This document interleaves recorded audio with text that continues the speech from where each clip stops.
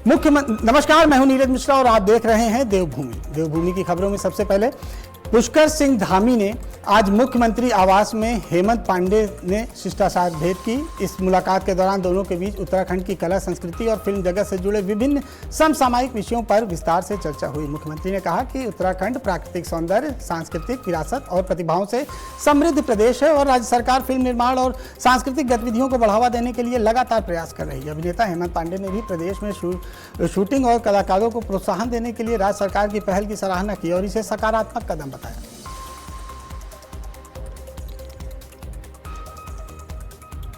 मुख्यमंत्री पुष्कर सिंह धामी आज हरिद्वार में क्षत्रिय कलोता समाज द्वारा संचालित आनंद धर्मशाला ट्रस्ट के कार्यक्रम में शामिल हुए। इस दौरान मुख्यमंत्री का समाज के पदाधिकारियों और स्थानीय लोगों ने गर्मजोशी से स्वागत किया। कार्यक्रम में सामाजिक एकता, सांस्कृतिक मूल्यों और सामाजिकता से जुड़े विभिन्न विषयों पर चर्चा की गई। मुख्यमंत्री ने कहा कि समाज सेवा और सांस्कृतिक परंपराओं को आगे बढ़ाने में ऐसे संगठनों का महत्वपूर्ण योगदान है। उन्होंने समाज के लोगों से आपसी सहयोग और सामाजिक समरसता को मजबूत करने का आह्वान किया।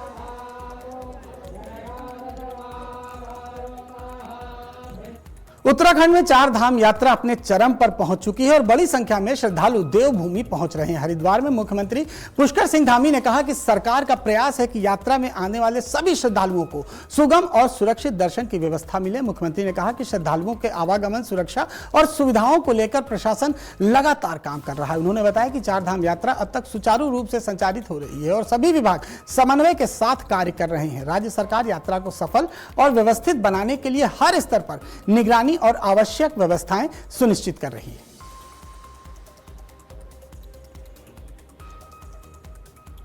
पूरे चरम पर है और बड़ी संख्या में श्रद्धालु आ रहे हैं।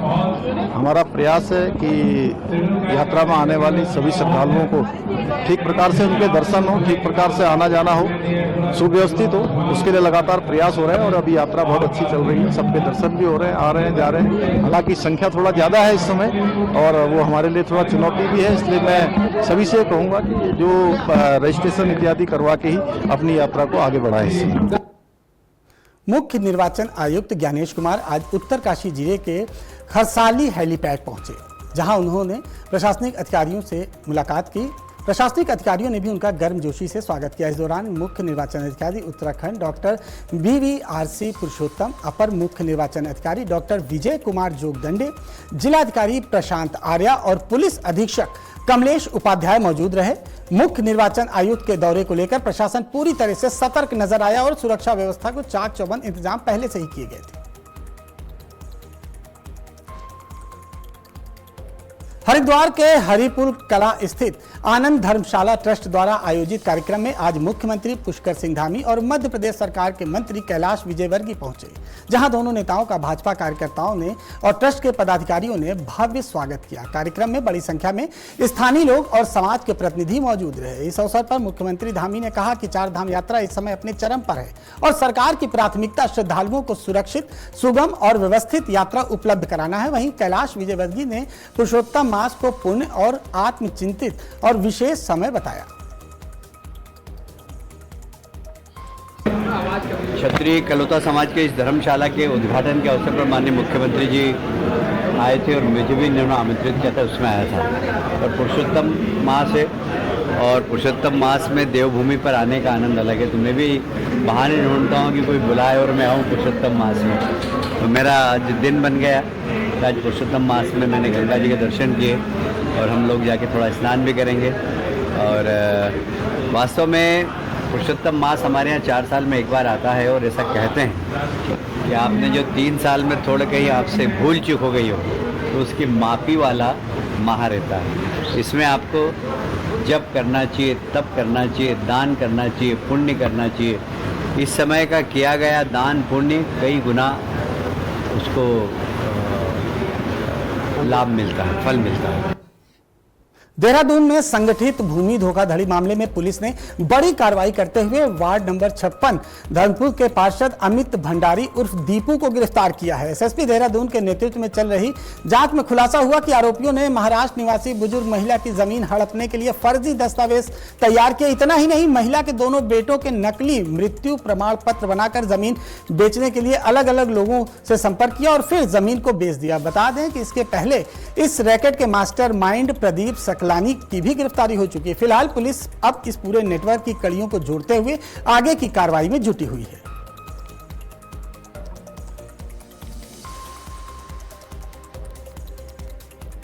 देवभूमि उत्तराखंड में सड़कों पर नमाज को लेकर सियासी और सामाजिक बहस के बीच अब संत समाज भी खुलकर सामने आ गया है। हरिद्वार स्थित प्राचीन अवधूत मंडल आश्रम के परमाध्यक्ष महामंडलेश्वर स्वामी रूपेंद्र प्रकाश महाराज ने धामी सरकार से सख्त रुख का समर्थन करते हुए सार्वजनिक सड़कों पर नमाज पढ़ना पूरी तरह से अनुचित है। उन्होंने कहा कि नमाज के लिए मस्जिदें मौजूद हैं और सड़कों पर धार्मिक गतिविधियों से आम जनता परेशान होती है। संत समाज का कहना है कि उत्तराखंड आस्था की भूमि है, जहां यातायात श्रद्धालुओं की सुविधा के लिए रखना सबसे बड़ी प्राथमिकता होनी चाहिए।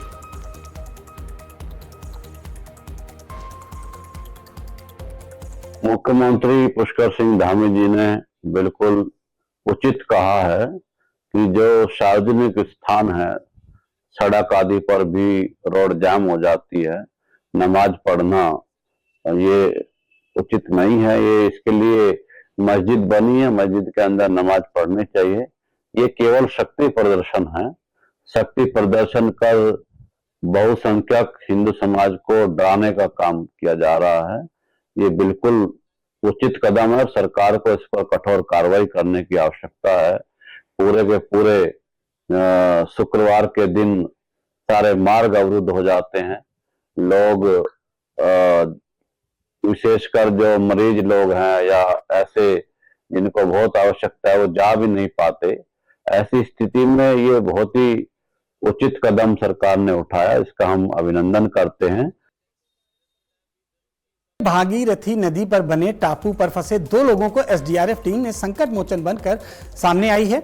बता दें कि अचानक नदी का जलस्तर बढ़ने और तेज बहाव के कारण दोनों व्यक्ति टापू में फंस गए थे और अंधेरा होने के कारण बाहर निकलना संभव नहीं हो पा रहा था। सूचना मिलते ही एसडीआरएफ उजेली की टीम मुख्य आरक्षी दुर्गेश रतूड़ी के नेतृत्व में मौके पर पहुंची और चुनौतीपूर्ण परिस्थितियों के बीच रात्रि रेस्क्यू अभियान चलाया गया। जवानों ने रोप, रेस्क्यू तकनीक और सुरक्षा उपकरणों की मदद से दोनों व्यक्तियों को सकुशल बाहर निकाला, सुरक्षित स्थान पर पहुंचाया। इसके बाद एसडीआरएफ की त्वरित कार्रवाई की सराहना हो रही है।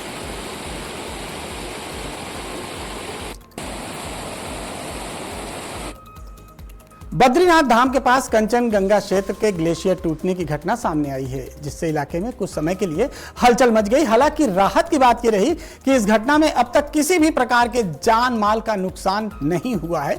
स्थानीय लोगों का कहना है कि गर्मी बढ़ने के साथ इस क्षेत्र में ग्लेशियर तेजी से पिघलने लगते हैं और हर साल इसी तरह बर्फ खिसकने की घटनाएं सामने आती है। फिलहाल प्रशासन और स्थानीय टीमें स्थिति पर नजर बनाए हुए हैं। संवेदनशील क्षेत्रों के कारण आसपास के इलाकों में सतर्कता भी बढ़ा दी गई है।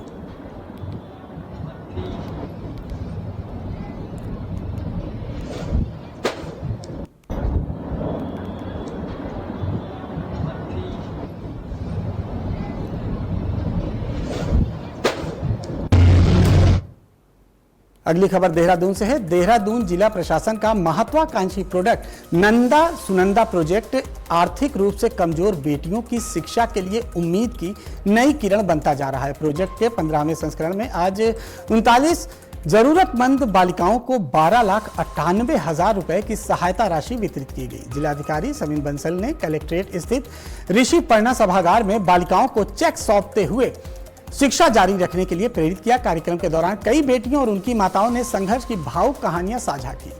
अब तक इस पहल के तहत 175 बालिकाओं की शिक्षा का नया जीवन देते हुए 57 लाख रुपए सहायता राशि प्रदान की जा चुकी है।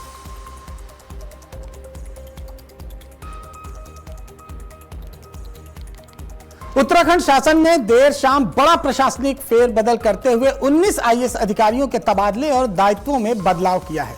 शासन द्वारा जारी आदेश के तहत समीन बंसल को सचिव नियोजन बनाया गया है, जबकि आशीष चौहान को देहरादून का नया जिलाधिकारी और स्मार्ट सिटी सीईओ की जिम्मेदारी सौंपी गई है। नमामि बंसल को विद्यालयी शिक्षा विभाग में अपर सचिव बनाया गया है। वहीं आलोक कुमार पांडे को नगर निगम देहरादून का नगर आयुक्त नियुक्त किया गया है। कई अहम विभागों और जिलों में नई तैनाती के साथ सरकार ने प्रशासनिक व्यवस्था में व्यापक बदलाव कर बड़ा संदेश दिया है।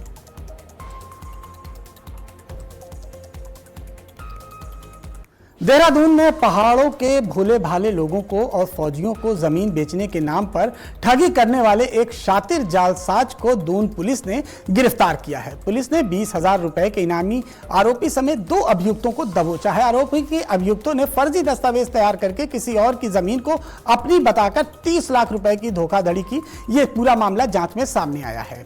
आरोपियों ने जमीन के फर्जी मालिक बनकर पीड़ित के बयाने के तौर पर लाखों रुपए ठग लिए। गिरफ्तार इनामी आरोपी पर जिले के विभिन्न थानों में गैंगस्टर समेत 2 दर्जन से अधिक मुकदमे दर्ज बताए जा रहे हैं। पुलिस अब इस मामले में आगे की कार्रवाई में जुटी हुई है।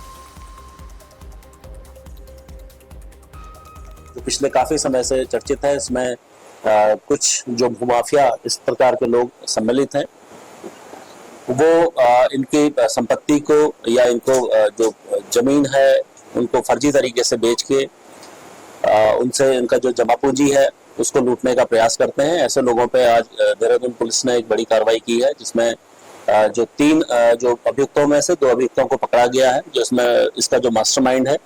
इसमें जो सबसे पहले जो ये है नेहरू कॉलोनी थाने में विक्रम सिंह नाम के एक व्यक्ति द्वारा पुलिस पे कंप्लेंट माह अक्टूबर में कराई गई थी, जिसमें 3 व्यक्तियों द्वारा उन्हें गलत तरीके से जमीन दिखा के करीब 30 लाख से ऊपर की धोखाधड़ी की गई थी। अगली खबर देहरादून से है। देहरादून के ऋषिकेश में पर्यटकों के साथ मारपीट और वाहनों में तोड़फोड़ करने का मामला सामने आया है। काले की ढाल क्षेत्र में हरियाणा से घूमने आए पर्यटकों और स्थानीय लोगों के बीच गलतफहमी के बाद विवाद इतना बढ़ गया कि मारपीट शुरू हो गई। घटना में पर्यटकों को चोटें आईं और उनकी गाड़ी भी क्षतिग्रस्त कर दी गई। मामले की गंभीरता से लेते हुए दून पुलिस ने ऑपरेशन प्रहार के तहत कार्रवाई करते हुए 2 आरोपियों अशोक और नरेश कश्यप को गिरफ्तार कर लिया। पुलिस का कहना है कि मामले में शामिल अन्य आरोपियों की तलाश की जा रही है। कैथल निवासी सतवीर, इनके द्वारा एक एप्लीकेशन दी गई जिसमें इनके द्वारा बताया गया कि 20 मई को ये अपने कुछ दोस्तों के साथ ऋषिकेश घूमने के लिए आए थे। तो लगभग IDPL के पास एक महिला ने स्कूटी से इनकी गाड़ी रोकी और उसके साथ एक छोटी बच्ची भी थी। इनकी आपस में कुछ बहस होने लगी, तभी आसपास के जो कुछ लोग थे वो इकट्ठा होकर आ गए और वहाँ पे भीड़ एकत्रित हो गई। इन दोनों की आपस में बात चली रही थी कि तभी कुछ लोगों ने इनके साथ मारपीट शुरू कर दी, गाली गलौज शुरू कर दी और उसके बाद फिर इनके साथ अभद्र व्यवहार करते हुए जानलेवा हमला करने की भी कोशिश की है और लगातार मारपिटाई करते रहे। इनकी गाड़ी को भी तोड़ा फोड़ा गया है और लगातार इनके साथ मारपीट कर रहे थे। कुछ लोगों द्वारा इनको छुड़वाया गया। वहां पर जो महिला थी उसने भी 112 को कॉल किया, पुलिस वहां पर पहुंची जिससे कि इनको छुड़वाया। अगली खबर रुड़की से है। रुड़की के झबरेड़ी खुर्द गांव में आयोजित सरकार आपके द्वार कार्यक्रम में उस समय हंगामा हो गया जब राज्य मंत्री देशराज कर्णवाल और ग्रामीणों के बीच तीखी नोक-झोंक और धक्का मुक्की हो गई। सोशल मीडिया पर वायरल वीडियो में मंत्री हाथ में ईंट लेकर आगे बढ़ते हुए दिखाई दे रहे हैं। बताया जा रहा है कि विवाद भीम आर्मी से जुड़े गाने और नारेबाजी को लेकर शुरू हुआ। दोनों पक्ष एक दूसरे पर मारपीट और अभद्रता का आरोप लगा रहे हैं। आजाद समाज पार्टी ने मंत्री पर सत्ता के दुरुपयोग का आरोप लगाया है, जबकि मंत्री ने माहौल खराब करने की इसे साजिश बताई है। फिलहाल पुलिस दोनों पक्षों की तहरीर के आधार पर जांच में जुट गई है।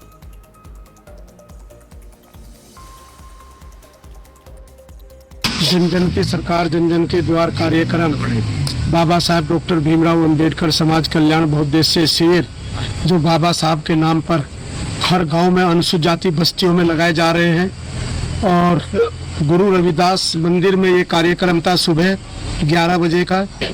तब हमारा रथ वहाँ पर पहुँचा, प्रचार रथ। तो वहाँ पर कुछ लड़कों ने ड्राइवर के साथ मारपीट की, बदतमीजी की। पुलिस को सूचना मिलने पर पुलिस वहाँ से उस जिनने गाली दी है, उनको मारपीट की है, उसको पुलिस थाने ले आई। एक वीडियो मेरे पास पहुंचा। उस वीडियो में भाजपा के दर्जाधारी मंत्री देशराज करणवाल जी जो है मुझे मारने की बात कर रहे हैं। मैंने पूरी जानकारी इकट्ठा की तो पता चला कि जन जन की सरकार जन जन के द्वार का कोई प्रोग्राम जो है झबरेड़ी खुर्द में था। वहाँ के लोगों ने सवाल किए कि सरकार ने कौन सा ऐसा काम किया हमारे गांव में जिससे हम इस सभा का जो है हिस्सा बने। तो माननीय मंत्री जी ने सवालों का जवाब देने की बजाय जो है लोगों के साथ में वहाँ बहुत गंदा व्यवहार किया, गाली गलौज की। अगर उसका विरोध किया तो उनके जो 7 लोग वहाँ पर गए थे उन्होंने हमारे साथियों के साथ में और माननीय मंत्री जी के द्वारा गाँव वासियों के साथ में मारपीट की गई। ये सरासर गलत है। और इतना ही नहीं, इस भाई के कंधे पे जो है माननीय मंत्री जी के द्वारा काटा भी गया।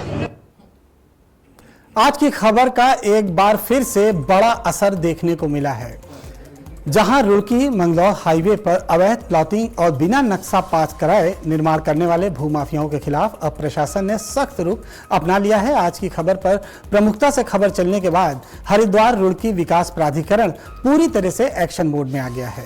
HRDA की VC सोनिया मीणा ने निर्देश दिया है और न्यू एरा रेजिडेंसी के मालिक को कारण बताओ नोटिस जारी किया गया है। 28 मई तक जवाब न देने पर अवैध निर्माण पर बुलडोजर की कार्रवाई की जाएगी।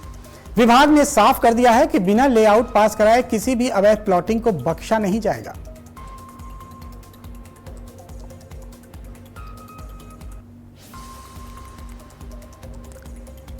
फिलहाल देवभूमि की खबरों में यहीं तक। खबरों का सिलसिला लगातार जारी रहेगा। देखते रहिए आज की खबर।